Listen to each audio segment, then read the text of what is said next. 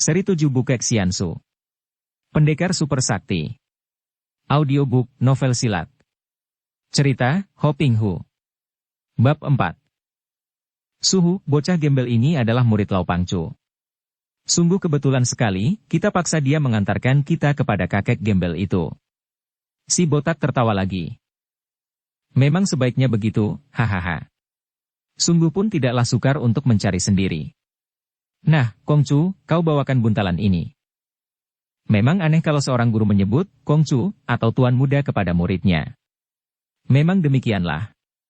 Guru Ouyang Seng menyebut Kongcu karena bocah ini bukan anak biasa, melainkan putra dari Pangeran Ouyang Chin Kok yang berpangkat tinggi dalam kerajaan Manchu.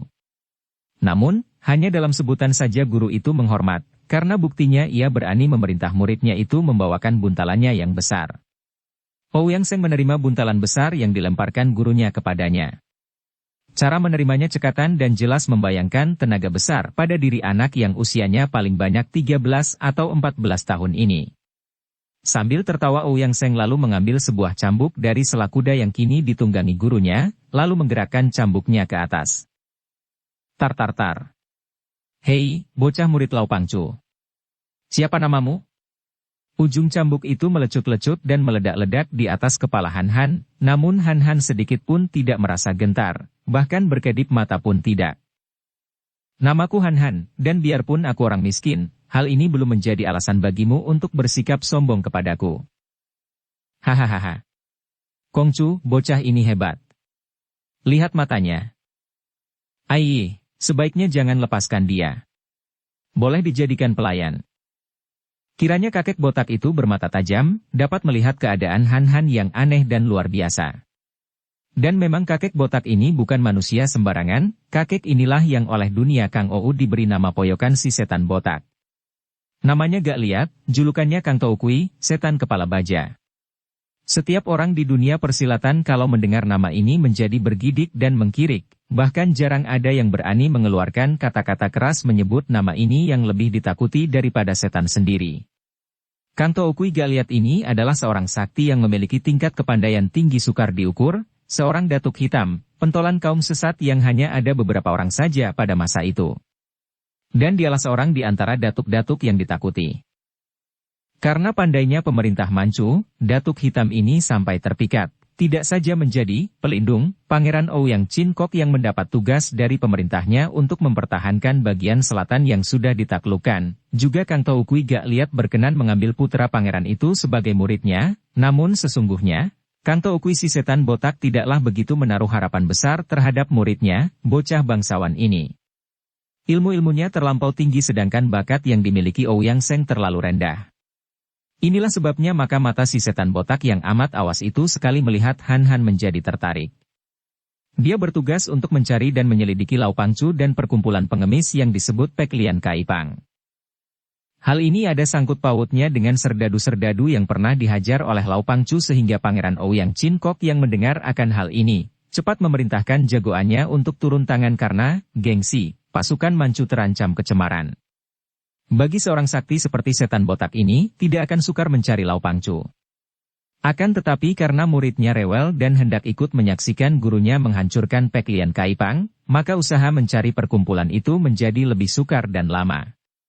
Akhirnya, secara kebetulan Ouyang Seng bertemu dengan Han Han dan anak ini yang ingin memberi hajaran kepada Ouyang Seng dan gurunya yang dipandangnya rendah, bahkan dengan senang hati mengantar mereka ke sarang Pek Lian Kaipang. Di tengah jalan, Ouyang Seng membentak. Heh, Han Han. Enak saja kau berjalan tanpa membawa apa-apa. Mari kita mengadu tenaga. Siapa yang kalah harus membawakan buntalan suhuku ini sampai di tempat yang kau tunjukkan. Berani tidak kau mengadu tenaga melawan aku? Kalau hanya ditantang berkelahi, tentu Han Han tidak sudi melayani. Dibujuk pun ia tidak akan sudi. Akan tetapi ditanya, berani atau tidak, segera bangkit semangatnya. Kata-kata tidak berani merupakan pantangan besar baginya, karena di dalam hati bocah ini, semenjak kepalanya terbanting pada dinding setengah tahun yang lalu, tidak ada lagi rasa takut atau susah. Tentu saja berani. Mengapa tidak? Mengadu tenaga bagaimana? Kalau berkelahi seperti dulu aku tidak sudi. Aku bukan tukang pukul, bukan tukang berkelahi macam kau.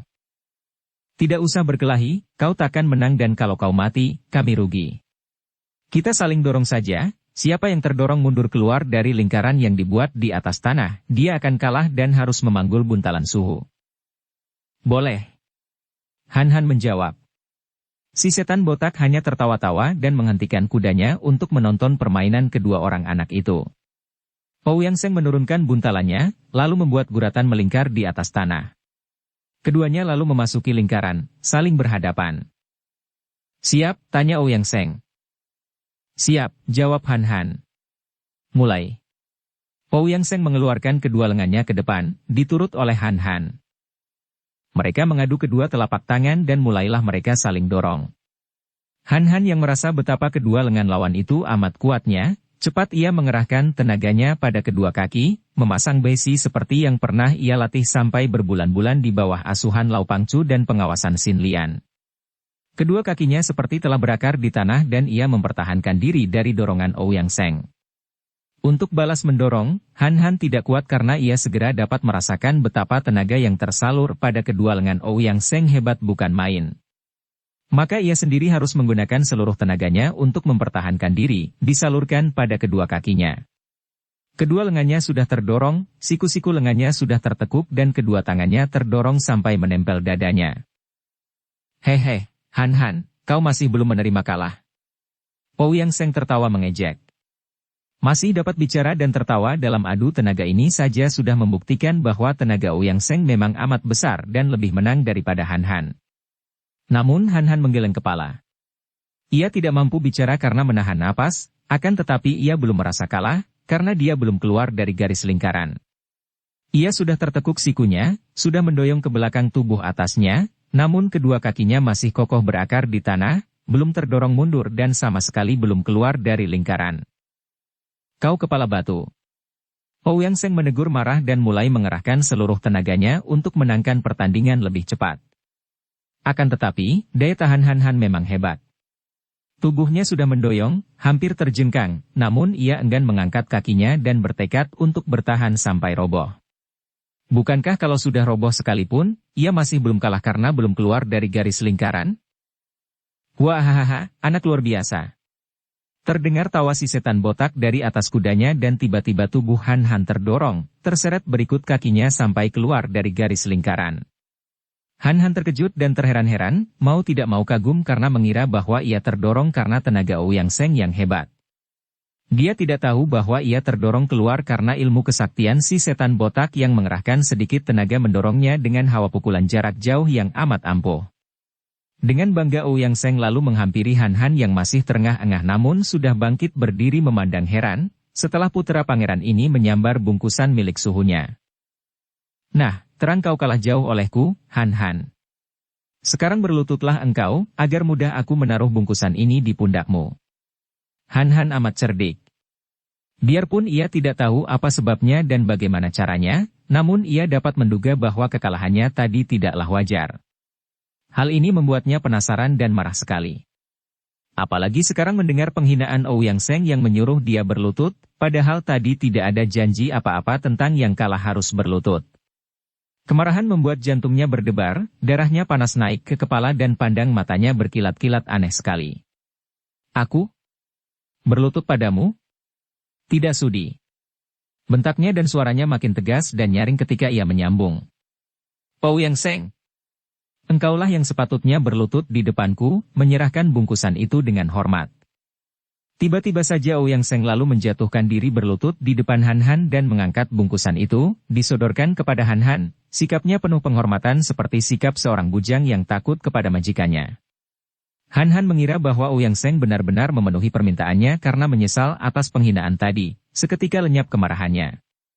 Ia menerima bungkusan itu, mengangkatnya ke pundak sambil berkata, "Wah, engkau baik sekali. Tidak perlu berlutut sungguh-sungguh.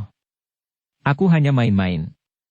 Ouyang Seng kini tersentak kaget seperti orang bangun tidur. Melihat betapa ia berlutut di depan Han, ia lalu melompat berdiri dan mulutnya mengomel. Kenapa? Kenapa aku berlutut? Ajaib. Ajaib. Kangto Ukui si setan botak berulang-ulang mengomel dan tiba-tiba Han merasa betapa tubuhnya melayang ke atas. Tahu-tahu ia telah tergantung di atas kuda, dengan kakek botak itu yang memegangi tengkuk bajunya dan mendekatkan mukanya sehingga berhadapan dengan muka si botak. Ia melihat betapa sepasang mata si botak itu bersinar kekuningan, aneh sekali dan maniknya tidak mau berhenti, bergerak-gerak terus menjelajahi wajahnya sendiri. Ia sudah tidak marah lagi, hanya merasa terheran-heran dan juga kaget. Ajaib.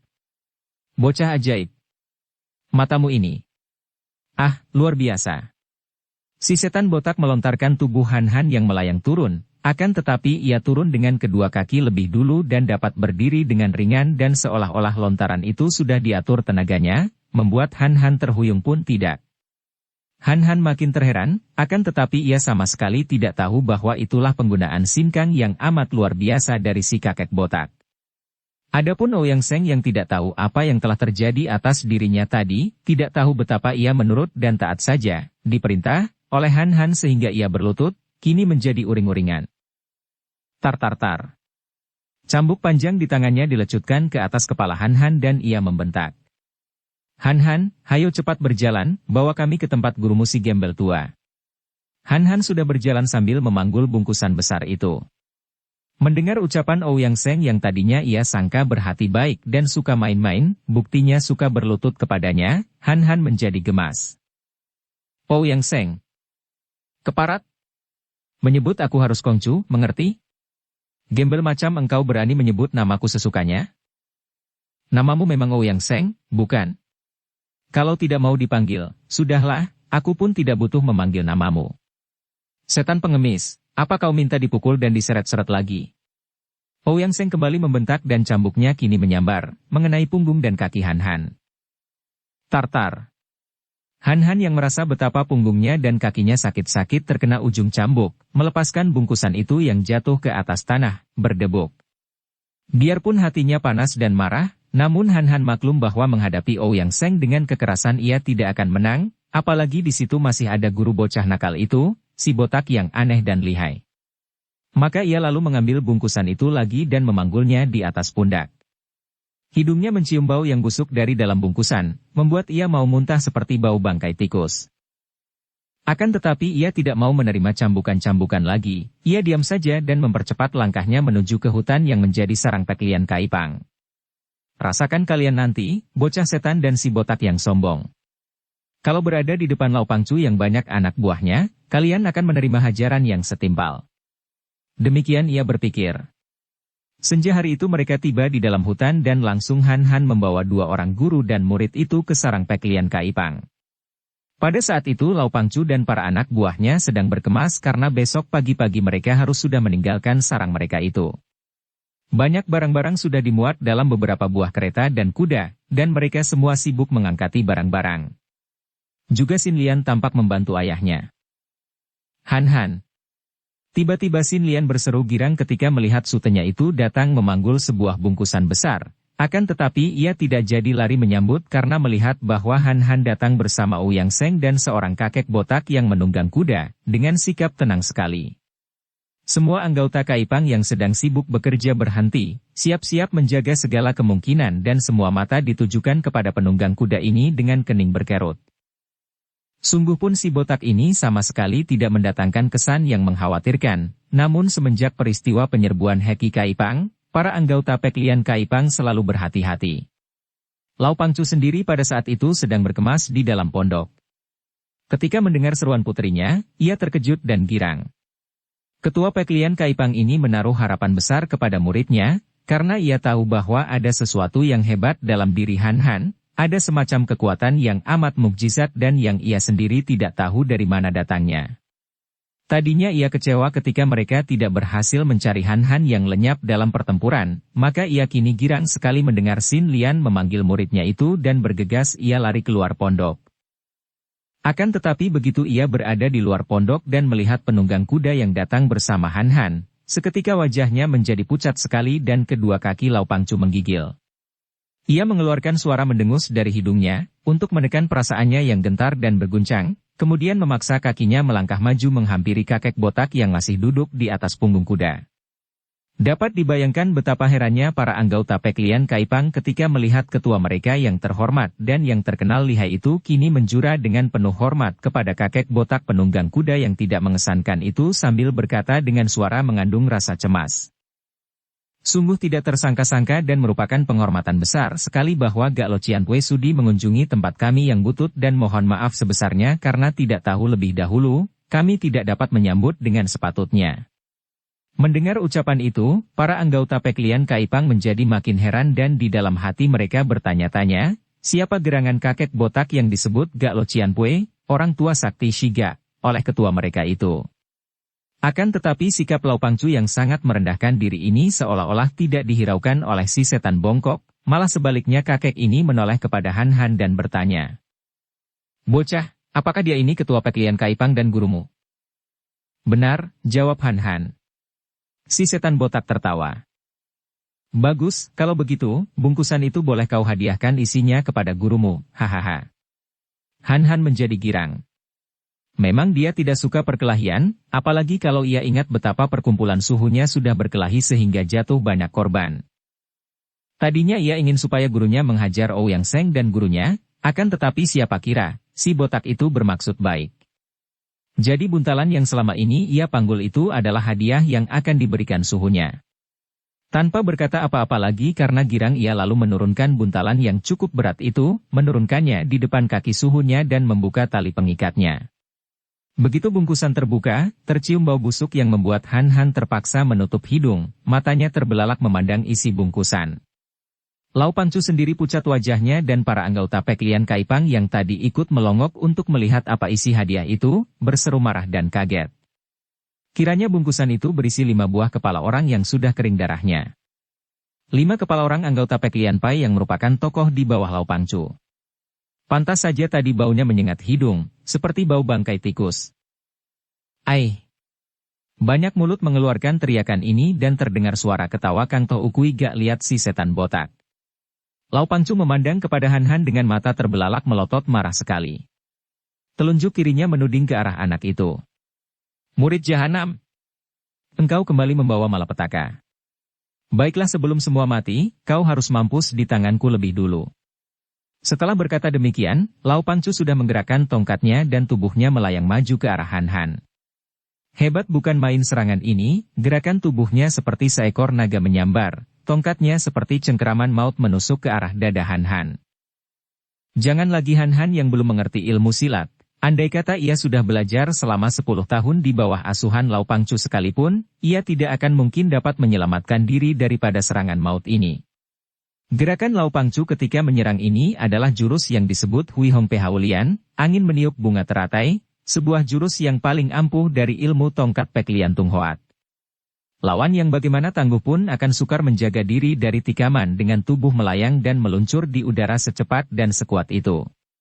Mengapa Lau Pangcu menjadi begitu marah dan membenci Han Han, dan mengapa pula menghadapi seorang bocah yang ia tahu belum pandai ilmu silat itu ia langsung mengeluarkan jurus terampuh untuk menyerangnya. Padahal diserang dengan jurus sembarangan sekalipun Han Han tak mungkin dapat menyelamatkan diri. Sesungguhnya adalah karena salah duga.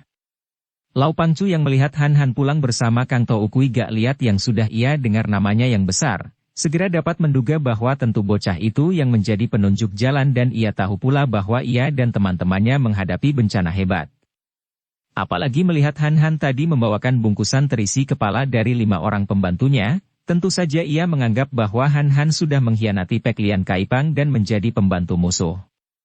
Adapun mengapa ia mengeluarkan jurus mematikan yang paling ampuh, karena di situ terdapat Kang Toh Ukui gak lihat yang ia tahu mempunyai kesaktian luar biasa, maka ia ingin agar sekali turun tangan terhadap Han Han tidak akan gagal lagi. Han Han bukan tidak tahu bahwa gurunya marah-marah tanpa sebab dan hendak memukulnya dengan tongkat, akan tetapi karena dia memang berhati keras dan tidak kenal takut, ia hanya memandang tanpa berkedip. Ayah! Sin Lian menjerit. Anak ini lebih maklum bahwa Han Han berada di bawah ancaman maut mengerikan. Dia suka dan sayang kepada sutenya, maka tanpa ia sadari ia menjerit. Tiba-tiba tubuh Lau Pangcu yang melayang dan yang sudah menggerakkan tongkatnya dekat dengan Han Han, hanya terpisah 1 meter lagi, terpental ke samping dan roboh terguling. Kakek ketua Peklian Kaipang ini cepat menggulingkan diri dan meloncat bangun, tongkat di tangannya dan wajahnya pucat sekali. Ia menoleh ke arah si setan botak yang masih duduk di atas kuda, kemudian berkata, suaranya masih hormat namun nyaring dan ketus. "Gak Lo Cianpue, saya hendak turun tangan membunuh murid sendiri, mengapa Lo Cianpue mencampurinya? Apakah perbuatan ini sesuai dengan nama besar Lo Cianpue sebagai seorang di antara 5 datuk besar?" Baru sekarang semua yang hadir, termasuk Han Han sendiri, tahu bahwa tadi Lau Pangcu yang hendak membunuh Han Han telah dihalangi oleh si setan botak. Semua orang terkejut dan terheran. Kakek di atas kuda itu tidak kelihatan bergerak, bagaimana tahu-tahu Lau Pangcu yang lihai luar biasa itu terlempar dan terbanting ke samping? Lebih-lebih Han Han memandang dengan penuh perhatian. Kakek botak itu manusia ataukah setan? Dia tadi sudah menyaksikan keanehannya, yaitu tahu-tahu si kakek itu berada di atas punggung kuda, seperti pandai menghilang saja. Kini tanpa bergerak atau turun dari kuda sudah merobohkan Lau Pangcu dan menolong dia. Terutama sekali ia tertarik ketika mendengar disebutnya kakek botak ini sebagai seorang di antara 5 datuk besar. Apakah artinya 5 datuk besar? Dan siapakah mereka ini? Kang Toukui gak lihat tampak melayang turun dari atas punggung kudanya. Kembali semua anggota Peklian Kaipang tertegun. Kakek ini turun dari kuda bukan meloncat karena kedua kakinya tidak bergerak sama sekali. Seolah-olah tubuhnya itu terangkat oleh tenaga yang tak tampak dan tahu-tahu tubuhnya sudah melayang turun dan berdiri tegak di tengah-tengah kepungan para anggota Peklian Kaipang, berhadapan dengan Lau Pangcu. Mulutnya menyeringai dan kumisnya yang panjang bergerak-gerak seperti 2 ekor ular kecil hidup. "Orang Shilau, bagus engkau mengenal aku. Engkau berani menegurku mencampuri urusanmu? Lancang sekali engkau. Mendiang Peklian Kau, ketua agama teratai putih, dahulu pun belum pernah berani menegurku. Bocah ini mungkin muridmu, akan tetapi sekarang telah menjadi pelayanku. Mana bisa kau bunuh dia begitu saja? Pula, kedatanganku ini memang hendak membasmi Peklian Kaipang perkumpulan pemberontak rendah. Nah, kau serahkanlah kepalamu dan kepala semua anggota-anggotamu seperti yang terjadi pada 5 orang pembantu-pembantumu ini." Ucapan ini terdengar seperti halilintar di siang hari dan menimbulkan kemarahan semua anggota pengemis Peklian Kaipang yang berkumpul di situ. Mereka terdiri dari 50 orang lebih, tentu saja tidak takut terhadap kakek itu yang hanya datang seorang diri saja. Demikian pula pikiran Lau Pangcu. Biarpun ia sudah mendengar akan kesaktian Kang Toukui gak lihat sebagai seorang di antara 5 datuk besar, namun teman-temannya amat banyak dan pula, mereka adalah pejuang-pejuang yang tidak takut mati. Lau Pangcu mengangkat tongkatnya ke atas, memberi isyarat kepada anak buahnya dan serentak para anak buahnya itu menerjang maju dengan tongkat mereka. Bagaikan air bah mereka ini menyerbu dan menerjang kakek botak itu dari segala jurusan. Melihat ini, hati Han Han sudah berdebar tegang. Tentu si botak akan dihajar oleh Peklian Kaipang, pikirnya. Maka ia berseru kepada Sin Lian. "Suci, mari hajar bocah setan ini," katanya sambil menuding ke arah Ouyang Seng. Akan tetapi alangkah kagetnya ketika Sin Lian tiba-tiba malah menerjangnya sambil memaki. "Engkau murid murtad." Han Han yang amat kaget itu tidak dapat menghindar dan sebuah tendangan mengenai dadanya, tepat di ulu hati, membuat ia terjengkang dengan napas sesak dan jatuh terduduk. Setelah merobohkan Han Han, Sin Lian lalu menerjang Ouyang Seng yang menyambutnya sambil tertawa-tawa mengejek. Bertandinglah 2 orang anak itu dengan seru. Akan tetapi, ternyata Ouyang Seng jauh lebih pandai dan Sin Lian segera terdesak. Hanya karena keberaniannya yang luar biasa ditambah kemarahannya saja yang membuat anak perempuan itu bergerak dengan ganas dan dahsyat sehingga untuk sementara dapat membuat Ouyang Seng repot juga. Han Han lebih tertarik menonton ke arah si setan botak yang diserbu oleh Lau Pangcu dan anak buahnya, karena ia menduga bahwa tentu akan terjadi pertandingan hebat sekali. Jauh lebih hebat daripada perkelahian antara 2 orang anak itu yang tidak menarik hatinya. Apalagi karena Sin Lian telah menendangnya, ia menjadi marah dan tidak sudi membantu anak perempuan itu menghadapi Ouyang Seng. Dianggapnya bahwa 2 orang anak itu sama saja jahatnya sehingga siapapun juga yang kalah di antara mereka, ia tidak peduli. Dengan pikiran ini, Han Han lalu bangkit, dadanya masih sesak akan tetapi ia memaksa diri berjalan lalu memanjat pohon agar dapat menonton lebih jelas lagi. Apa yang dilihat Han Han membuat ia begitu kaget dan ngeri sehingga hampir saja ia terjungkal dari atas pohon kalau ia tidak cepat-cepat memeluk cabang pohon. Mula-mula yang maju adalah 7 orang pengemis Pek Lian Kaipang yang mengurung kakek botak itu sambil menerjang dengan tongkat mereka. Akan tetapi si setan botak hanya berdiri tegak. Sambil tersenyum ia menangkap tongkat pertama, mencengkeram ujung tongkat menjadi berkeping-keping dan sekali tangannya bergerak memutar, kepingan kayu itu menyambar sekelilingnya dan 7 orang pengemis Pek Lian Kaipang itu roboh dan berkelojotan terus mati. Itulah semacam kejadian yang seperti main sulap saja, sukar untuk dipercaya. Akan tetapi bagi para ahli silat di situ merupakan kepandaian yang amat hebat. Kepingan-kepingan ujung tongkat kayu itu hanya benda kecil yang ringan dan tidak terlalu keras, namun di tangan kakek botak ini, dapat menjadi senjata rahasia yang tepat sekali menancap dan memasuki dahi 7 orang lawan sehingga menembus otak dan membuat mereka roboh binasa seketika. Kepandaian yang hebat dan juga kekejaman yang amat menyeramkan. Hehehe. Si setan botak terkekeh, kelihatannya girang sekali dan matanya memandang para anggota Pek Lian Kaipang yang menjadi marah dan mengepungnya ketat itu seperti mata seorang guru memandang murid-murid kecil yang nakal. Kembali belasan orang pengemis maju menerjang dengan tongkat, kini secara berbareng sambil berteriak keras. Harus diketahui bahwa para anggota Pek Lian Kaipang rata-rata memiliki ilmu silat tinggi sehingga serangan mereka ini bukanlah serangan ngawur, melainkan dengan jurus-jurus Pek Lian Kun Hoat yang ampuh. Namun, kakek botak itu sama sekali tidak mengelak. Belasan batang tongkat itu dengan tepat mengenai sasaran, ada yang mengemplang kepala botaknya, ada yang menghantam leher, menusuk dada, menotok lambung. Pendeknya, seluruh bagian tubuhnya yang berbahaya pada saat yang hampir sama secara bertubi-tubi menerima hantaman atau tusukan ujung tongkat. Riuh rendah teriakan para pengemis, dan ramai pula suara bak-bik-buk tongkat-tongkat itu mengenai tubuh si kakek botak.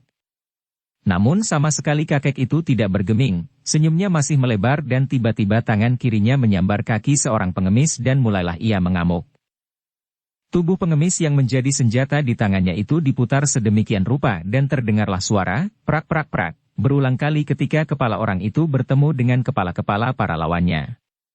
Para pengeroyok itu roboh malang melintang dengan kepala pecah, sedikitnya ada 10 orang jumlahnya.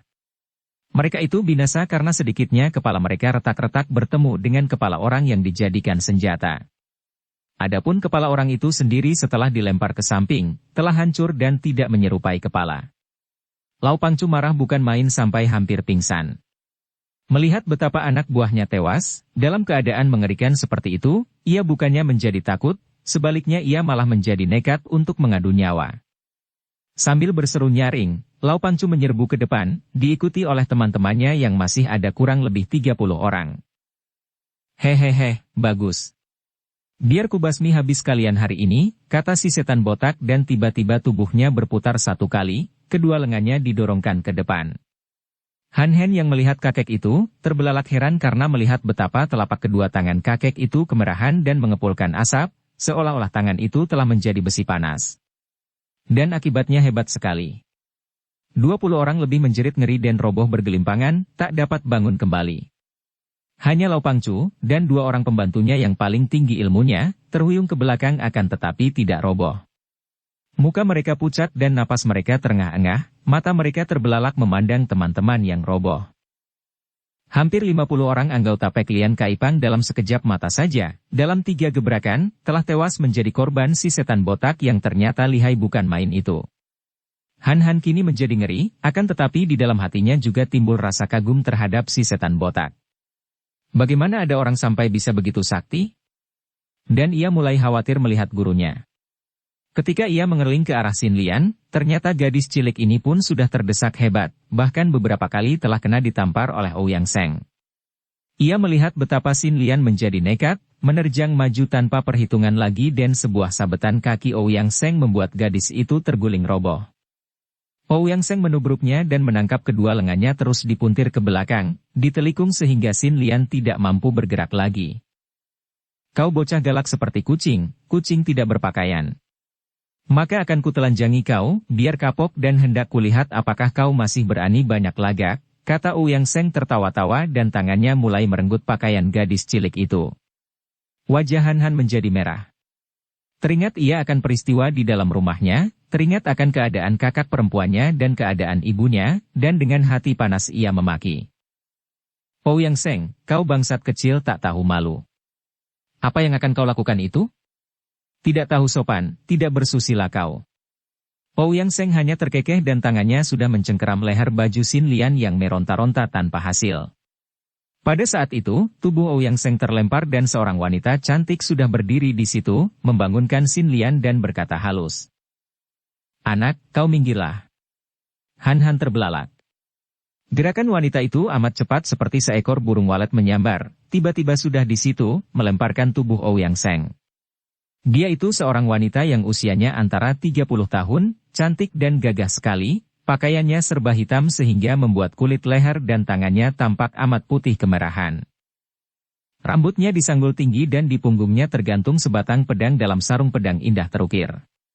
Dan kiranya yang datang secara cepat dan aneh bukan hanya wanita cantik itu, karena entah dari mana Han Han sendiri tidak tahu, di situ telah berdiri pula dua orang. Yang seorang berusia kurang lebih 45 tahun, bertubuh pendek kecil dan tangannya memegang sebatang cambuk besi. Laki-laki ini biarpun pendek kecil, namun memiliki pandang mata yang keren berwibawa. Adapun laki-laki kedua adalah seorang berusia 40 tahun, bertubuh tinggi besar berwajah gagah, di tangannya memegang sebatang toya kuningan yang kelihatannya berat sekali. Laki-laki pendek yang memegang cambuk besi itu menjura ke arah Lau Pangcu yang masih pucat dan berkata, Lau Pangcu harap jangan khawatir, sekuat tenaga kami akan membantumu menghadapi iblis ini. Lau Pangcu kelihatan lega ketika menyaksikan munculnya tiga orang ini, akan tetapi ia pun merasa tidak enak dan cepat berkata. Kang Lam Semeng harap tidak mencampuri urusan ini, biarlah kami semua mati sebagai seorang satria di tangan Kang Toukui Gak Liat. Mendengar disebutnya nama ini, tiga orang gagah yang disebut Kang Lam Semeng, tiga pendekar Kang Lam, ini menjadi terkejut sekali.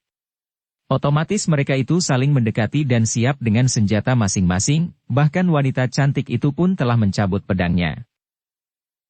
Sudah lama mendengar Kang Toukui Gak Liat sebagai seorang datuk persilatan tingkat tinggi, baru sekarang menyaksikan kekejamannya. Lau Pangcu, kami akan siap membantu mati-matian, kata pula laki-laki pendek penuh semangat. Si setan botak memandang penuh perhatian lalu tertawa. Hahaha, kalian bocah-bocah kemarin sore. Aku pernah mendengar bahwa Kang Lam Semeng adalah jago-jago cilik murid-murid Xiao Limpai. Benarkah? Kami memang anak murid Xiao Limpai. Dan sudah menjadi tugas setiap orang murid Xiao Limpai untuk membasmi orang jahat dan pengkhianat bangsa, kata wanita cantik itu, suaranya nyaring dan merdu. Hehe, kau cantik dan bersemangat. Apakah kalian bertiga ini murid Cheng San Huishio? Tanya pula si setan botak memandang rendah. Cheng San Huishio adalah Sukong, kakek guru, kami. Kini si tinggi besar menjawab, suaranya sesuai dengan tubuhnya, menggeledek.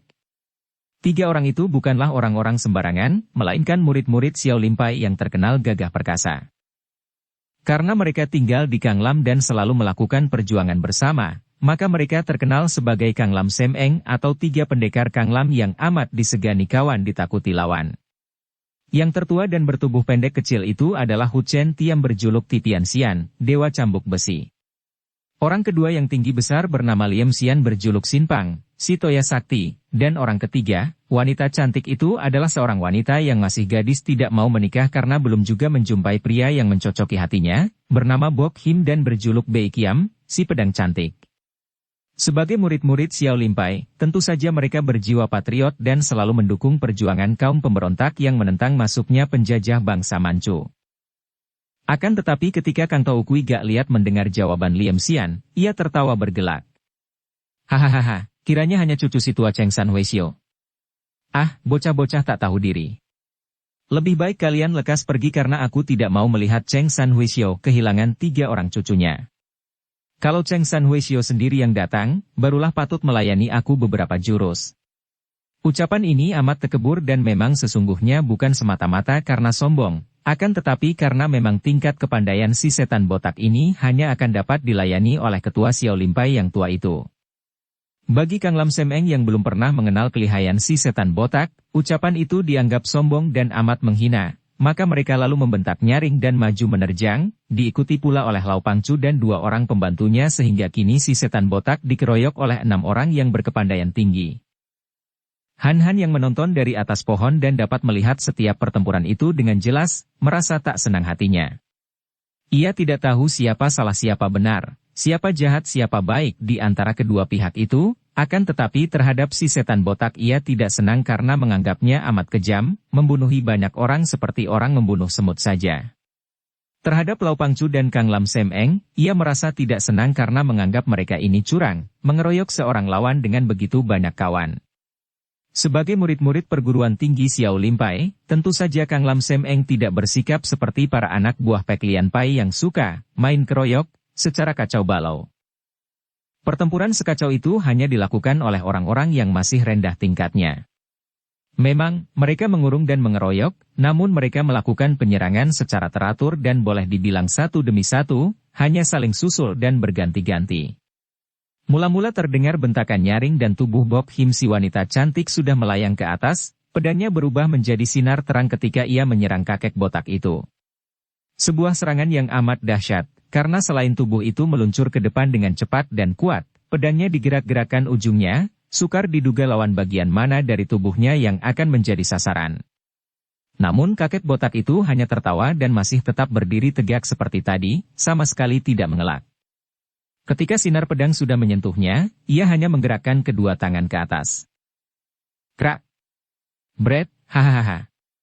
Tubuh Bok Him mencelat ke samping dan jatuh bergulingan, lalu gadis itu meloncat bangun, tangan kiri sibuk berusaha menutupkan baju bagian dadanya yang sudah robek lebar memperlihatkan sebagian buah dadanya, sedangkan pedangnya sudah pindah ke tangan kakek botak dalam keadaan patah menjadi dua. Pucatlah wajah semua orang. Kakek itu tadi menerima sambaran pedang dengan tangan kosong, menangkap pedang dan mematahkannya sambil tangannya yang satu lagi secara nakal merobek baju Bok Him. Sungguh merupakan perbuatan yang amat luar biasa. Iblis tua bangka. Liam Xian menerjang dengan toya kuningannya. Xiao Limpai amat terkenal dengan ilmu toyanya, terkenal kokoh kuat dan sukar dicari bandingnya. Dan kini Liam Xian membuktikan keunggulannya. Buktinya kakek botak itu tidak berani lagi berdiri diam, melainkan menggeser kakinya dan begitu ujung toya menyodok perutnya, ia memapaki ujung toya itu dengan tendangan kaki dari samping. Haya! Liam Xian terhuyung. Bukan main kuatnya tendangan itu, membuat ia hampir saja roboh dan toyanya hampir terlempar. Saat itu dipergunakan oleh Hu Chen Tiam, orang tertua dari Kang Lam Sem Eng untuk menerjang dengan cambuk besinya. Tartar! Cambuk besi ini meledak dan menyambar kepala kakek botak. Kang To Ukui gak lihat tertawa dan mengangkat pedang rampasan yang tinggal sepotong tadi, membabat ujung cambuk. Cering, bunga api berpijar dan ujung cambuk itu patah, Lau Pangcu dan dua orang kawannya sudah maju pula menubruk dan mulailah si kakek botak dikeroyok. Bahkan Bok Him yang sudah membetulkan bajunya yang robek kini telah menyambar sebatang pedang lain yang ia temukan di antara mayat-mayat anggota Pek Lian Kaipang, lalu maju mengeroyok. Kakek botak itu gerakannya tidak cepat, bahkan kelihatan amat lambat. Namun setiap gerakan mengandung tenaga sakti yang dahsyat sehingga senjata lawan tidak ada yang dapat menyentuh kulitnya. Sambil tertawa-tawa ia menghalau semua serangan dengan dorongan-dorongan hawa pukulan dahsyat ini, kemudian melanjutkan dengan pukulan.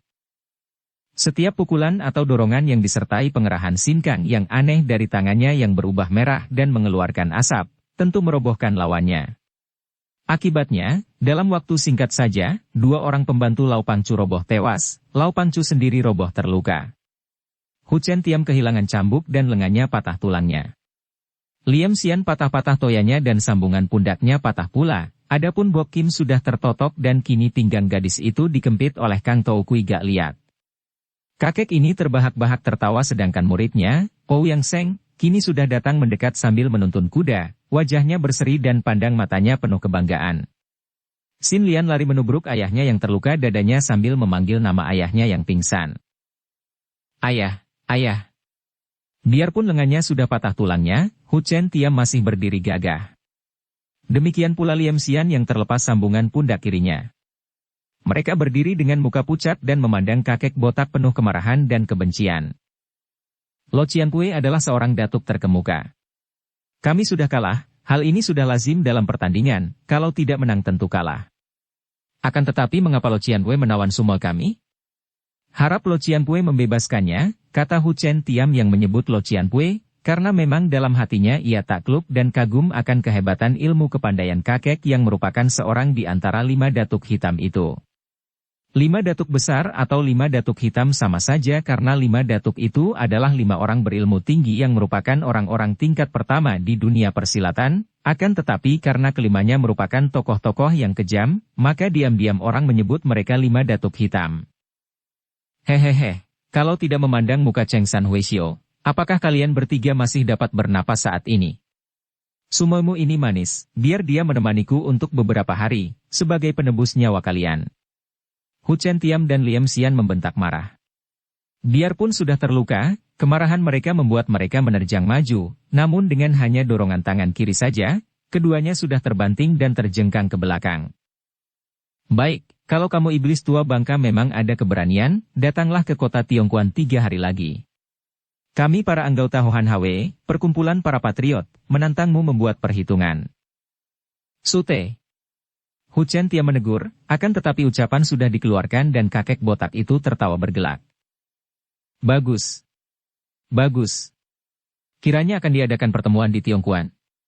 Tentu saja aku datang, sekalian mengembalikan sumoimu yang kupinjam. Hahaha.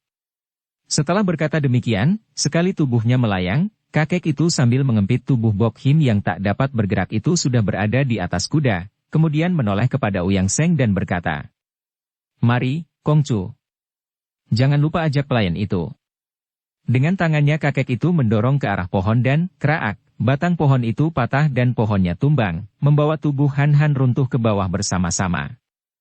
Han Han bergulingan, kulitnya lecet-lecet dan cambuk di tangan Ouyang Seng sudah meledak di atas kepalanya. Hayo tuntun kuda suhu, kau pemalas, bentak putra pangeran itu. Han Han menoleh ke arah Sin Lian, melihat Sin Lian melotot kepadanya. Ia menghela napas, mengangkat pundak, lalu berjalan menghampiri kuda dan menuntun kendali kuda itu, berjalan di depan kuda. Terdengar olehnya tangis Sin Lian, akan tetapi karena kuda itu jalannya cepat sehingga punggungnya beberapa kali terdorong moncong kuda, Han Han mempercepat langkahnya dan sebentar saja sudah keluar dari dalam hutan itu. Dapat dibayangkan betapa hancur dan sakit hati Lau Pangcu melihat anak buahnya terbasmi habis oleh si setan botak yang lihai itu. Kematian kurang lebih 50 orang anggota Pek Lian Kaipang ini hampir menghabiskan semua anggotanya sehingga mereka yang kebetulan tidak berada di situ dan bebas dari kematian hanya tinggal beberapa orang saja. Dengan dendam sedalam lautan, Lau Pangcu mengurus jenazah semua anak buahnya, dibantu oleh Kang Lam Sem Eng yang kini tinggal 2 orang, Hu Chen Tiam dan Liam Xian saja karena semua mereka, Bok Him, terculik oleh si kakek sakti. 2 orang anak murid Xiao Limpai ini pun di samping amat menyesal, juga amat marah dan sakit hati. Sudah kucegah tadi Jiwi Eng Hiong bersama Bok Li Hiap untuk tidak mencampuri urusan kami, demikian Lau Pangcu berkata penuh penyesalan. Sekarang terbukti, selain Jiwi terluka, juga Bok Li Hiap terculik. Ah, semua ini gara-gara Pek Lian Kaipang. Lebih celaka lagi, malapetaka ini dibawa datang oleh muridku sendiri, si Jahanam Sihan. Hu Chen Tiam dan Liam Xian menghibur ketua Kaipang yang berduka itu. Pangcu jangan berkata demikian. Kita sama-sama anggota Hohan Hwe, sudah bersumpah sehidup semati menghadapi penjajah dan para pengkhianat bangsa. Lebih baik kita lekas bereskan pekerjaan di sini dan cepat mengumpulkan saudara-saudara di Hohan Hwe untuk merundingkan hal ini dan agar dapat menolong Sumoy dari tangan iblis itu. Ah, iblis itu terlampau sakti. Di dunia ini hanya ada 5 orang datuk besar yang ilmu kepandaiannya amat luar biasa. Kita di Hohan Hwe, siapakah kiranya yang akan mampu melawannya? Demikian keluh Lau Pangcu dengan hati gentar kalau ia teringat akan sepak terjang si setan botak tadi. Di antara saudara kita banyak yang lihai, kalau perlu aku akan memberitahu para susiok dan juga tokoh-tokoh besar di dunia Kang Ou. Sute tadi telah menantangnya 3 hari lagi. Dalam waktu 3 hari kita harus dapat mendatangkan bala bantuan untuk membunuh iblis itu dan menolong Sumoy. Demikianlah, setelah penguburan sekian banyaknya jenazah itu selesai, 3 orang gagah ini bersama Sin Lian yang dalam usia sekecil itu sudah mengalami hal-hal yang menegangkan dan pembunuhan-pembunuhan massal yang mengerikan, pergi meninggalkan tempat itu menuju ke kota Tiongkuan lalu menghubungi para pejuang yang bergabung dalam perkumpulan Hohan Hwe. Sibuklah mereka semua itu mengundang orang-orang pandai dalam persiapan mereka menghadapi Kang Tou Kui Gak Liat. Adapun Kang Tou Kui Gak Liat yang menunggang kuda sambil memangku tubuh Bok Him yang tertotok lemas, diiringkan oleh Ouyang Seng dan Han Han, pergi menuju ke timur menyusuri pantai sungai Huangho. Setelah melakukan perjalanan setengah hari, mereka tiba di pantai yang berbatu-batu dan kakek itu berkata, "Berhenti di sini." Ia meloncat turun, masih memondong tubuh Bob Him. "Apakah di sini tempatnya batu-batu bintang yang Suhu cari?" tanya Ouyang Seng. Si setan botak mengangguk. "Kau ajak Han Han mencari di pantai, sebanyak mungkin. Kau sudah tahu macamnya, seperti yang pernah aku perlihatkan dulu, Kongcu. Batu-batu itu penting sekali untuk latihanmu. Nah, aku mau mengasuh bersama si manis ini." Ouyang Seng melihat betapa gurunya membungkuk dan mencium leher Bob Him yang menggeliat dan meronta lemah, tertawa bergelak, kemudian menangkap tangan Han Han dan ditarik sambil membentak. "Bujang malas, hayo bantu aku mencari batu bintang." Akan tetapi sekali merenggutkan tangannya, Han Han melepaskan diri. Matanya terbelalak marah memandang ke arah gak liat si setan botak yang sudah duduk di atas batu-batu kecil yang halus sambil memangku tubuh Bob Him dan mempermainkan rambut gadis itu yang hitam panjang. Han Han dapat menduga apa yang akan dilakukan oleh kakek botak itu terhadap Bob Him dan terbayanglah semua peristiwa jahanam yang menimpa diri kakak perempuannya dan ibunya. Melihat Bob Him ia merasa seperti melihat cicinya sendiri yang telah lenyap. Sungguh pun pandang mata Bob Him padanya bukanlah seperti pandang mata cicinya yang penuh kasih sayang. Dengan langkah lebar ia menghampiri gak liat dan setelah tiba di depannya, Han Han menudingkan telunjuknya dan berkata, suaranya nyaring. "Lo Cianpui adalah seorang yang sakti, dapat mengalahkan pengeroyokan puluhan orang. Akan tetapi mengapa kini melakukan perbuatan yang amat hina dan rendah? Han Han, tutup mulutmu yang busuk." Ouyang Seng membentak marah. Akan tetapi si setan botak tertawa dan memberi isyarat dengan tangannya kepada muridnya untuk mundur. Kemudian ia memandang wajah Han Han. Sejenak pandang mata mereka bertemu dan kakek botak itu berseru perlahan. "Demi iblis, matamu mata iblis. Bocah, perbuatan hina dan rendah apa yang telah aku lakukan?" Han Han menuding ke arah Bob Him yang menggeliat-geliat di pangkuan kakek botak itu. "Lepaskan cici itu dan aku baru dapat menganggap Lo Cianpui seorang gagah dan sakti yang tidak melakukan perbuatan hina." Si setan botak memandang terbelalak, lalu menunduk dan memandang wajah Bob Him yang cantik manis, kemudian tertawa terbahak-bahak. "Ini kau anggap perbuatan hina dan rendah? Hahaha." Dengan sengaja kakek ini lalu mengelus-elus pipi Bob Him yang halus, kemudian jari-jari tangannya menjalar ke bawah, meraba-raba leher dan dada.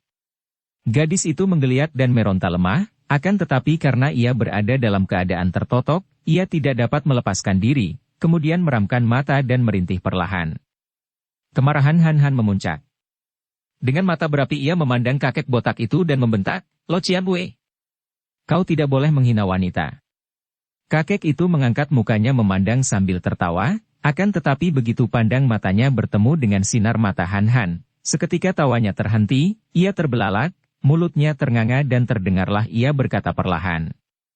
Aku. Tentu saja Ouyang Seng menjadi bengong menyaksikan keadaan suhunya ini, maka ia berseru keras dan heran. "Suhu. Apa artinya ini?"